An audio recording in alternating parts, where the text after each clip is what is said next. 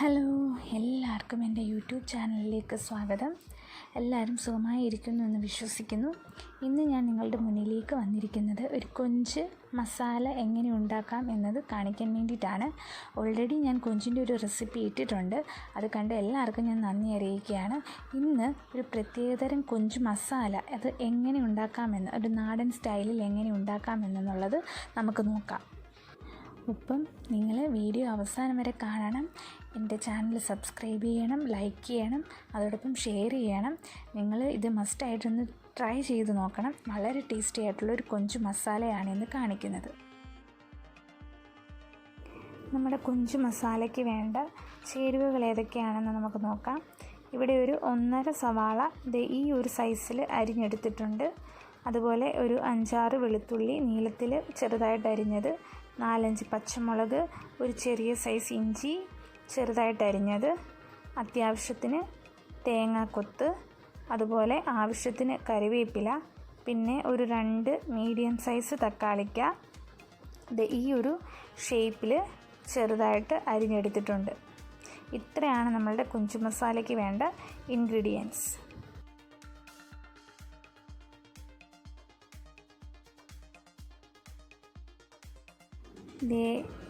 നമ്മുടെ കൊഞ്ചിനെ വൃത്തിയാക്കി ഇവിടെ വെച്ചിട്ടുണ്ട്.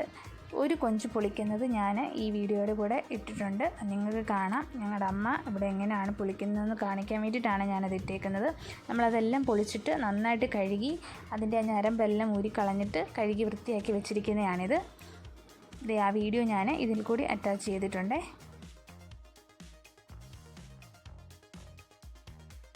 ഇനി നമ്മുടെ കൊഞ്ച് മസാലയുടെ പൊടി ഐറ്റംസ് നമുക്ക് നോക്കാം. ഇവിടെ നമ്മളൊരു 1.5 സ്പൂൺ മല്ലിപ്പൊടി എടുത്തിട്ടുണ്ട്.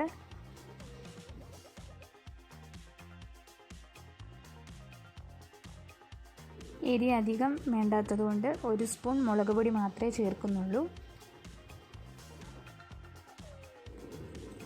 1/4 സ്പൂൺ മഞ്ഞൾപ്പൊടി, 1/2 സ്പൂൺ മസാല പൊടിച്ചത്, 1/4 സ്പൂൺ കുരുമുളക് പൊടി,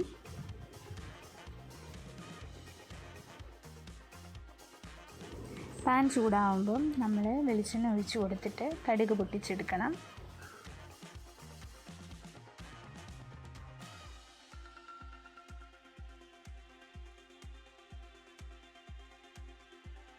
കടുക് പൊട്ടി കഴിയുമ്പോഴത്തേക്ക് നമുക്ക് അരിഞ്ഞു വെച്ചിരിക്കുന്ന സവാളയും വെളുത്തുള്ളിയും പച്ചമുളകും നമ്മുടെ ഇഞ്ചിയും കറിവേപ്പിലയും എല്ലാം കൂടെ ഇതിലേക്ക് ഇട്ട് കൊടുത്തിട്ട് അത്യാവശ്യം നന്നായിട്ട് വഴറ്റി കൊടുക്കാം.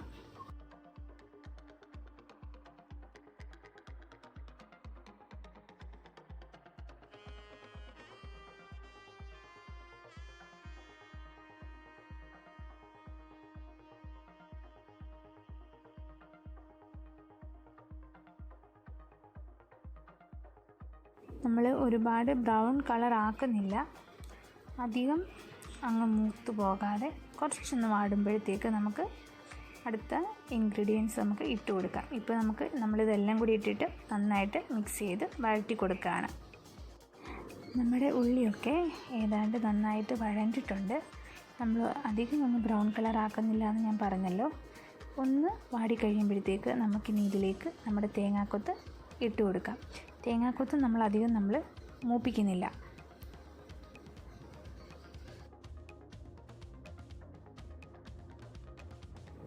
നമ്മൾ തേങ്ങാക്കൊത്ത് അധികം മൂപ്പിക്കുന്നില്ല. ഒന്ന് ചൂടാകുന്നിടം വരെ നന്നായിട്ട് ഇളക്കി കൊടുക്കുന്നത് മാത്രമേ ഉള്ളൂ.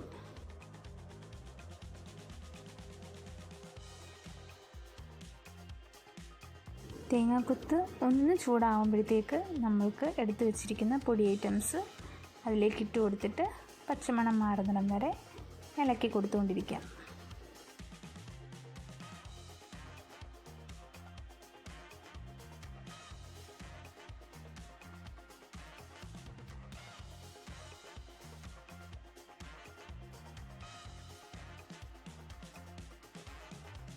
നമ്മുടെ പൊടിയെല്ലാം നന്നായിട്ട് പച്ചമണമൊക്കെ മാറി സെറ്റായിട്ടുണ്ട്. ഇനി ഇതിലേക്ക് നമുക്ക് നമ്മുടെ തക്കാളിക്കേനെ ഇട്ട് കൊടുത്തിട്ട് നന്നായിട്ട് യോജിപ്പിച്ചെടുക്കാം.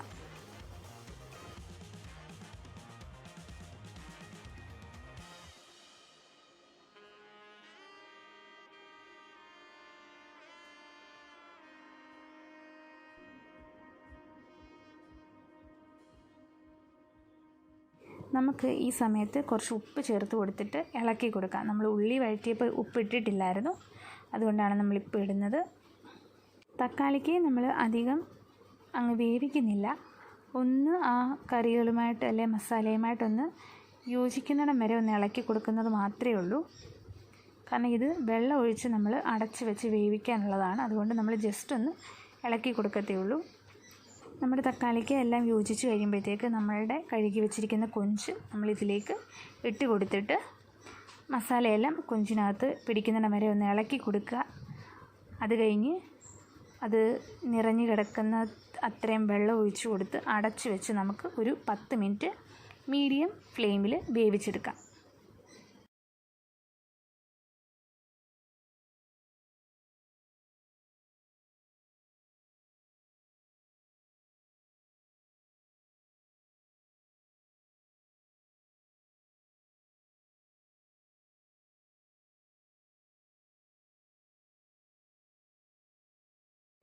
ഇത് നമ്മളെല്ലാം സെറ്റാക്കി യോജിപ്പിച്ചിട്ടുണ്ട്. ഇനി ഇത് നമുക്ക് അടച്ച് വെച്ച് വേവിക്കാം. ഇത് ഒന്ന് തുറന്ന് നോക്കിയപ്പോൾ ഇത് ഇത്രയും കുറുകിയിട്ടുണ്ട്. ഇനി ഒന്നുകൂടെ ഒന്ന് പറ്റട്ടെ.